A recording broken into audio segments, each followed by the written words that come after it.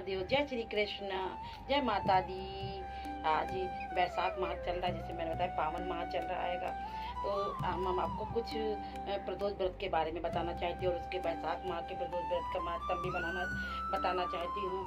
तो मैं ये कहना चाहती हूँ कि ये बैसाख माह का प्रदोष व्रत है, ये बहुत ही अनंत गुना फल देने वाला, भगवान शिव की जितनी भी आराधना पूजा, भगवान हरि की, भगवान कृष्ण की और माँ तुलसी की, बेलपत्र की, मतलब पेड़ों की सेवा करना, सींचना, पीपल का, प्लस वो क्या पेड़ तो सभी सींचने चाहिए गर्मियों में। और क्या कहते हैं कि सब पूजा पाठ अर्चना करनी चाहिए, भगवान शिव को जलाभिषेक करना चाहिए। और प्रदोष व्रत तो होते हैं, मतलब कि 25-24 होते हैं प्रदोष व्रत। इसमें कोई 11 कोई 16 मान के, ये कोई पूरे के पूरे मान के व्रत रहता है। इसमें व्रत का सुबह उठ के, सबसे पहले व्रत का यही नियम है कि आप ब्रह्म मुहूर्त में उठे। ब्रह्म मुहूर्त उसको कहते हैं जो कि 45 से 1.5 घंटा पहले और 1.5 घंटा बाद, मतलब सूरज उगने के 1.5 घंटा पहले और 1.5 घंटा बाद तक ब्रह्म मुहूर्त रहता है सुबह का। तो आप उस ब्रह्म मुहूर्त में उठिए, सबसे पहले गंगा जल से स्नान करिए। गंगा जी जा सके तो गंगा जी जाइए, अगर आपके निकट कहीं समीप में हो, और नहीं तो आप गंगा जल को बाल्टी में डालकर और पानी डालकर आप स्नान कर सकते हैं। इससे भी हमें उसी तरह का फल मिलता है, ऐसा हमारे शास्त्रों में भी लिखा है। और उसके बाद आप पूजा का भगवान के मंदिर में आके भगवान को सबसे पहले जल अर्पण करें, तुलसी में जल अर्पण करें, उसके बाद तुलसी की परिक्रमा करें, और उसके बाद भगवान के द्वार पे जाके अपना गोत्र बसम करके हाथ में चावल अक्षत लेकर, अक्षत का मतलब है टूटे हुए चावल नहीं होने चाहिए, उनको लेकर हाथ में फूल रख के, थोड़ा दक्षिणा रख के संकल्प लेना चाहिए। और पार्थिव से और सुबह पूजा पाठ करके संकल्प लेना चाहिए। प्रदोष व्रत में ये है कि आपको नियम ये करना है कि कुछ खाना नहीं है। जब शाम को प्रदोष काल की पूजा हो जाती है, सूरज डूबने के 45 मिनट पहले या 45 मिनट बाद तक प्रदोष काल रहता है। उस प्रदोष काल में भगवान प्रदोष व्रत की पूजा पाठ अर्चना की जाती है। मंदिर में जाएं, वहाँ पे शिवलिंग पर पूजा करें, और नहीं तो घर पर ही सबसे बड़ा मतलब कि पार्थिव शिवलिंग बनाने का बैसाख माह में बहुत बड़ा महत्व है। पार्थिव शिवलिंग उसको कहते हैं जो मिट्टी से बनता है। मिट्टी अगर आपके पास व्यवस्था है तो एक दिन पहले आपको मिट्टी लानी है और उसमें गंगा जल छिड़क कर, और ऐसा हमारे शास्त्रों में लिखा है, हमारे पुराणों में ऐसा मैंने महापुराण में भी सुना है, उसको गंगा जल छिड़क कर और रख देना चाहिए। फिर दूसरे दिन उसमें छान की मिट्टी का फिर उसमें शिवलिंग बनाना चाहिए छोटा सा।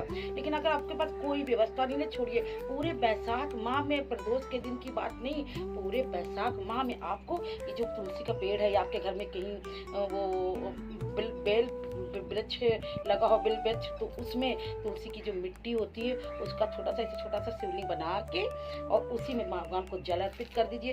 पूरी पूजा सुनचार पूजा कर लीजिए। चावल अक्षत चले, भगवान को अक्षत चढ़ाने का बहुत अच्छा, मतलब जो टूटे चावल ना उनको 108 चावल चढ़ा दीजिए, और फिर फूल चढ़ाइए, जल चढ़ाइए, आरती कीजिए। उसके बाद उनके हाथ जोड़िए और परिक्रमा करिए। उसके बाद 3 आधी परिक्रमा, 3 ऐसे 1 2 3 आधी परिक्रमा करनी है। उसके बाद उसको हाथ जोड़िए, भगवान से प्रार्थना करिए, अर्चना करिए, और उसके बाद उस शिवलिंग को वहीं पर घोलकर पानी में, एक बाउल में पानी में रख के और उसको घोल देना चाहिए। ये पार्थिव शिवलिंग का मतलब, पार्थिव शिवलिंग अगर आप पूरे बैसाख माह में पूजा करते हैं तो इसका अनंत गुना, कई गुना फल हमें भगवान शिव देव, उनका आशीर्वाद हमें हमेशा बना रहता, सुहागनम रहता, उनके बच्चे अच्छे रहते।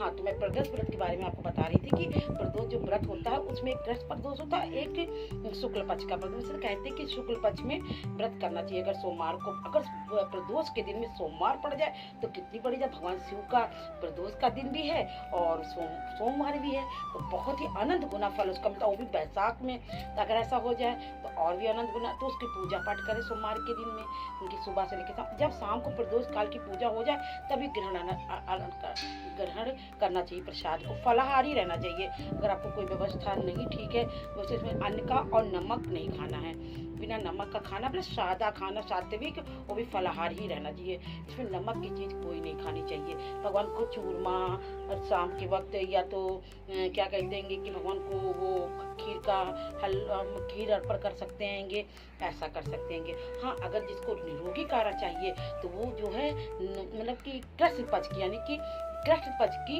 वो रहना चाहिए। जिसको किसी तरह का भी रोग हो उसको कृष्ण पक्ष की प्रदोष रहना चाहिए, उसको शुक्ल पक्ष का प्रदोष नहीं रहना, जिसको कृष्ण पक्ष का प्रदोष रहना चाहिए।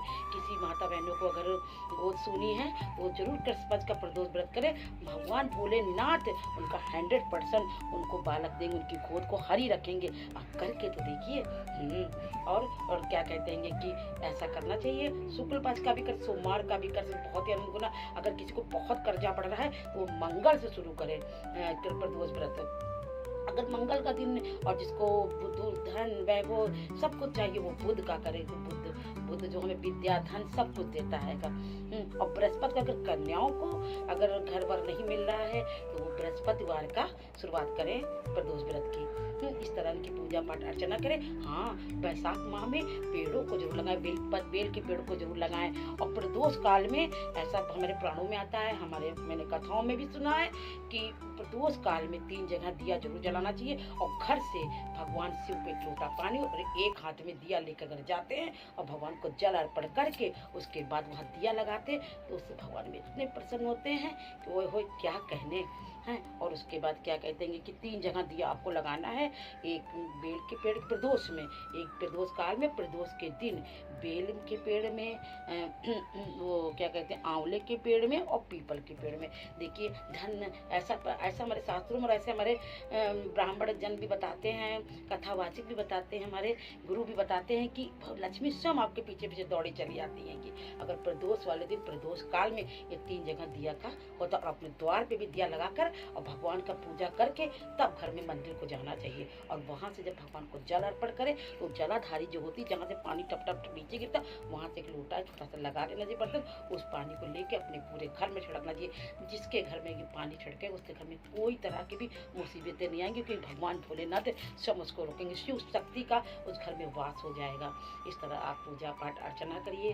हाँ, और क्या कहते हैं कि भगवान भोलेनाथ की पूजा का बहुत ही महत्व है। ऐसा भी कहा जा रहा है कि प्रदोष वाले दिन ब्राह्मण जी हमारे बताते, कथावाचक जी, हमने कथा सुनी शिव महापुराण में कि वैशाख के प्रदोष में जो भी क्या कहते हैं एक धतूरे के साथ प्रदोष जब सूरज ठीक डूब रहा हो और प्रदोष काल में जब सूरज डूब रहा हो और तुरंत ही एक वो क्या कहते हैं धतूरा ले ले और 7 कांटे तोड़ ले पहले से ही उसके, क्या कहते हैं कि बेल पेड़ के 7 कांटे निकाल ले और उसको अर्पण कर दे। देखिए आपके जीवन से भगवान जो कैसे आपके जीवन दुख मुसीबत कांटे को कभी आने नहीं देंगे, मुसीबतें कभी नहीं आएगी आपके साथ। करके तो देखिए। ऐसा हमारा प्रदोष व्रत का महत्व है। इसमें कोई जरा सा भी संयंत्र नहीं है। भगवान की पूजा और पार्थिव शिवलिंग की तो बहुत ही पूजा पाठ अर्चना करनी चाहिए।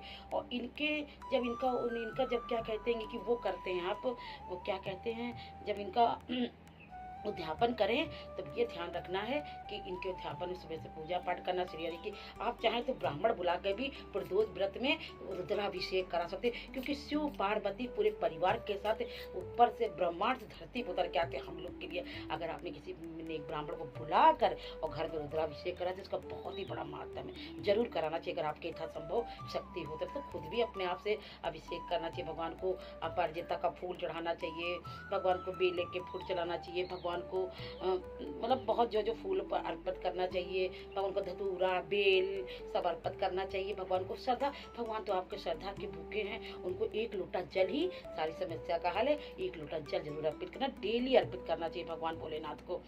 तो फिर अगर आपको जब आप उद्यापन कर रहे हो तो उद्यापन के वक्त आपको क्या कहते हैं कि सारा दिन भगवान श्री ओम नमः शिवाय नमः शिवाय नमः शिवाय, सुहागने लोग को ओम एक बार बोलना चाहिए, उसे नमः शिवाय करना चाहिए औरतों को, और जेंट्सों को ओम नमः शिवाय का जाप करना चाहिए, और लेडीज को नमः शिवाय ही करना चाहिए। और लास्ट में ओम लगा देना चाहिए। ओम नमः शिवाय 108 बार जाप करें। दिन भर मन में उच्चारण करते रहे। किसी की चुगली किसी की करने से हमारा सारा व्रत का भ्रष्ट हो जाता है, खत्म हो जाता है, उसका पुण्य हमें समाप्त हो जाता है। किसी की चुगली नहीं करना चाहिए, बस भगवान का मन में स्मरण और ध्यान करना चाहिए। और भगवान की पूजा पाठ अर्चना के बेल के पेड़ की पूजा करनी चाहिए, पेड़ को सींचना चाहिए, आंवले को सींचना चाहिए, पीपल को सींचना चाहिए, तो हर पेड़ को सींचना चाहिए। और मतलब भगवान को जो भी अर्पण करना है वो अपना कद्दू मतलब भगवान को अर्पण करिए, मीठी चीज़ का भोग लगाइए। बस ये सब चीज़ें हैं। और ध्यापन जब करना हो तो खीर जरूर बनाइए, किसी बढ़िया ब्राह्मण को बुलाइए, प्रदोष काल के दिन उसको पूजा पाठ करिए और 108 खीर की आहुति डालिए। भोलेनाथ का नाम लेके ओम नमः शिवाय, ओम तेरम कवि अजा महे सुगंधित पुष्टिवर्धनम उर्वा रूप में वंदनान मृत्यु मुछियो माँ तात। ओम श्री शिवाय नमस्तुभ्यम, श्री शिवाय नमस्तुभ्यम का जाप करते रहिए। ये और प्रदेश व्रत में भगवान किताब में हमारे पास किताब होती है, उस किताब में भगवान की महिमा और उनकी कथा लिखी है, उनकी कथा जरूर करते रहना चाहिए, उनकी कथा भी पढ़नी चाहिए। जय हर हर महादेव, महादेव शंभु विश्वनाथ की जय, शिव शक्ति की जय, बैसाख पावन माह की जय। हर हर